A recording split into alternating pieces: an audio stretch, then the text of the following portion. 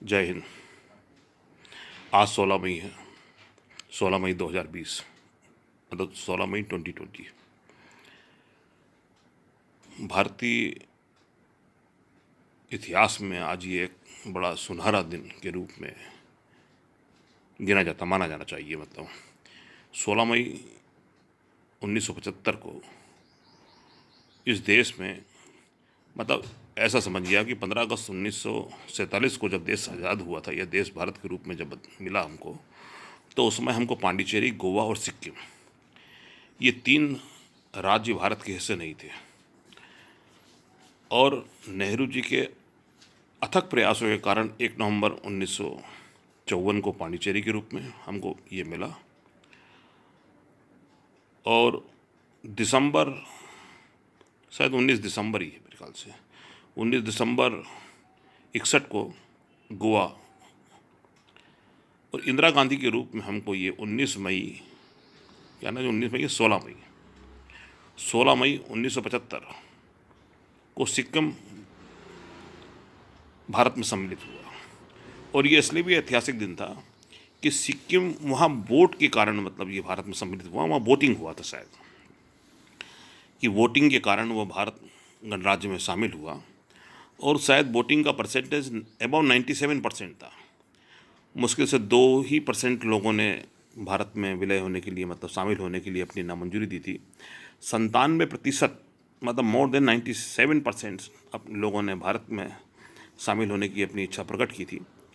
और ये अत्यंत खुशी है, हर्षोल्लास का दिवस है कि मतलब कि अब हम क्यों नहीं मनाते, हमारे बहुत से मित्र, साथी, बंधुगण शायद याद नहीं रहती, पर ये 16 मई ऐतिहासिक दिन है। और ऐतिहासिक दिन होने के साथ साथ ये भारत के 22वें गणराज्य के रूप में, मतलब 22वें राज्य के रूप में ये सिक्किम भारत में सम्मिलित हुआ था। और मनमोहन सिंह के समय मुझे वहाँ जाने का मौका मिला था, जब वहाँ पर बागडोगरा से दूर एक पोक्यांग में एयरपोर्ट का शिलान्यास किया गया था। उसको तत्कालीन एविएशन मिनिस्टर प्रफुल्ल पटेल थे, क्योंकि मनमोहन सिंह जी ने ये माना था कि भारत का हिस्सा है पर वहाँ पर कोई रेलवे सुविधा नहीं है, एविएशन नहीं है, तो रेलवे सुविधा के लिए बहुत मुश्किल, एक टफेस्ट वर्क है। आने वाले समय में हम सिक्किम को शायद रेलवे से जोड़ लेंगे और उनको कामयाबी हासिल होगी।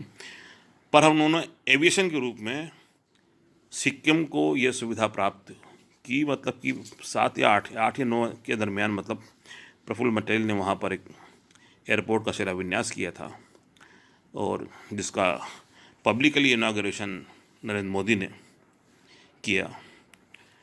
पर उन्होंने कोई प्रयास नहीं किया, क्योंकि किस तरह, मतलब कि किसी डिपार्टमेंट के बजट से कुछ पैसे निकाल कर और एविएशन का मिनिस्टर के जरिए वहाँ पर शिलान्यास किया गया था। और यह अत्यंत खुशी की बात है कि सिक्किम आज हमारे भारत का अभिन्न हिस्सा है। और हमको ये स्मरण करना भी चाहिए और लोगों को बताना भी चाहिए, क्योंकि लोगों को कांग्रेस के किए हुए प्रयासों के बारे में कुछ ज़्यादा जानकारी है नहीं। उनको ये नहीं मालूम कि जब देश आज़ाद हुआ था तो गोवा भारत का हिस्सा नहीं था, पांडिचेरी भारत का हिस्सा नहीं था, सिक्किम भारत का हिस्सा नहीं था। इंदिरा गांधी के अथक प्रयासों के कारण सिक्किम भारत का राज्य के रूप में सम्मिलित हुआ, और यह अत्यंत गौरव का भी विषय है। आगे आने वाले समय में हम सिक्किम की परिस्थितियों के बारे में जानकारी करेंगे। आज तक के लिए जय हिंद।